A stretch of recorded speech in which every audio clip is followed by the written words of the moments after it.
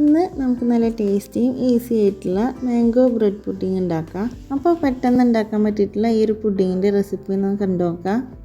അതിന് മുന്നേ എൻ്റെ ചാനൽ ആദ്യമായിട്ട് കാണുന്നവരുണ്ടെങ്കിൽ മറക്കാതെ ഒന്ന് സബ്സ്ക്രൈബ് ചെയ്യണേ. ഇനി നമുക്ക് റെസിപ്പി ഒന്ന് കണ്ടു നോക്കാം. അതിന് വേണ്ടിയിട്ട് ഒരു പാനിലേക്ക് 1.5 കപ്പ് പാൽ ഒഴിച്ച് കൊടുക്കുന്നുണ്ട്. ഇനി ഈ പാലൊന്ന് ചൂടായി വന്നു കഴിഞ്ഞാൽ നമുക്കിതിലേക്ക് ഒരു 1/4 കപ്പ് അളവിൽ കണ്ടൻസ്ഡ് മിൽക്കും കൂടെ ആഡ് ചെയ്യാം. ഇനി ഇത് നന്നായിട്ടൊന്ന് മിക്സ് ആക്കിയിട്ട് എടുക്കണം. ആ ഒരു കണ്ടൻസ്ഡ് മിൽക്കൊന്ന് മെൽറ്റായി വരട്ടെ. ഇതിന് പകരം ഷുഗർ ആഡ് ചെയ്യണമെന്നുള്ളവർക്ക് അങ്ങനെ ചെയ്താൽ മതി. ഇനി ഇതിലേക്ക് 1.5 ടേബിൾ സ്പൂൺ കസ്റ്റാർഡ് പൗഡർ എടുത്തിട്ടുണ്ട്. അതിലേക്ക് ഒരു 1/4 കപ്പ് വെള്ളം ഒഴിച്ചിട്ട് ഇത് നന്നായിട്ടൊന്ന് മിക്സ് ആക്കിയിട്ട് എടുക്കാം.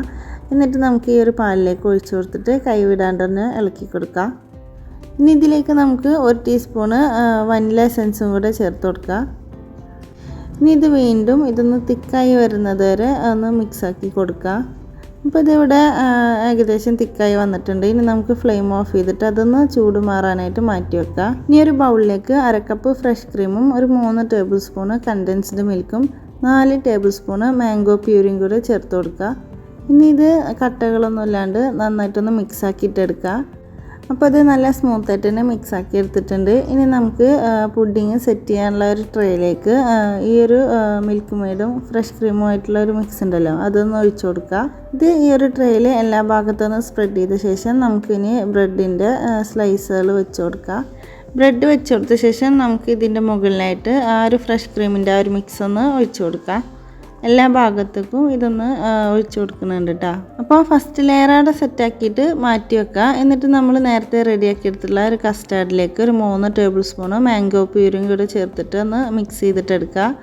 നന്നായിട്ട് മിക്സായി കിട്ടാൻ വേണ്ടിയിട്ട് നമുക്കൊന്ന് ബ്ലെൻഡ് ചെയ്തെടുത്താലും മതി കേട്ടോ.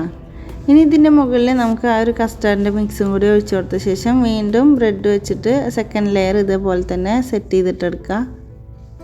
എന്നിട്ട് ഇതിൻ്റെ ഏറ്റവും മുകളിലായിട്ട് ഒരു ഫ്രഷ് ക്രീമിൻ്റെ മിക്സ് വീണ്ടും ഒഴിച്ച് കൊടുക്കുന്നുണ്ട്. ഇനി നമുക്കിത് ഇഷ്ടമുള്ള രീതിയിൽ ഒന്ന് ഗാർണിഷ് ചെയ്തിട്ടെടുക്കാം. ഞാനിവിടെ സ്ട്രോബെറിയും കുറച്ച് പിസ്ത ഇതുപോലെ ഒന്ന് ക്രഷ് ചെയ്തെടുത്തതും കൂടി ഇട്ടിട്ടൊന്ന് ഗാർണിഷ് ചെയ്യുന്നുണ്ട്. അപ്പോൾ ഇതിവിടെ സെറ്റായിട്ടുണ്ട്. ഇനി നമുക്കിത് ഫ്രിഡ്ജിൽ വെച്ചിട്ടൊന്ന് സെറ്റ് ചെയ്തിട്ടെടുക്കാം. ഒരു 2-3 മണിക്കൂറൊന്ന് ഫ്രിഡ്ജിൽ തണുക്കാനായിട്ട് മാറ്റി വെക്കാം.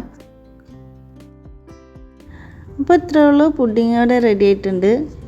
നല്ല ടേസ്റ്റി ആയിട്ടുള്ള അടിപൊളി പുഡിങ്ങിൻ്റെ റെസിപ്പിയാണ് കേട്ടത്. അപ്പോൾ ഈ ഒരു റെസിപ്പി എല്ലാവർക്കും ഇഷ്ടമായിട്ടുണ്ടാവുമെന്ന് വിചാരിക്കുന്നു. ഇഷ്ടമായിട്ടുണ്ടെങ്കിൽ എല്ലാവരും ഒന്ന് ലൈക്ക് ചെയ്യാനും ഷെയർ ചെയ്യാനും കമൻറ്റ് ചെയ്യാനും മറക്കരുത്. അതുപോലെ സബ്സ്ക്രൈബ് ചെയ്യാതെ കാണുന്നവരുണ്ടെങ്കിൽ മറക്കാതെ ഒന്ന് സബ്സ്ക്രൈബ് ചെയ്യണേ. ഇനി ഇതുപോലത്തെ നല്ല ഈസി റെസിപ്പീസായിട്ട് വീണ്ടും കാണാം. താങ്ക്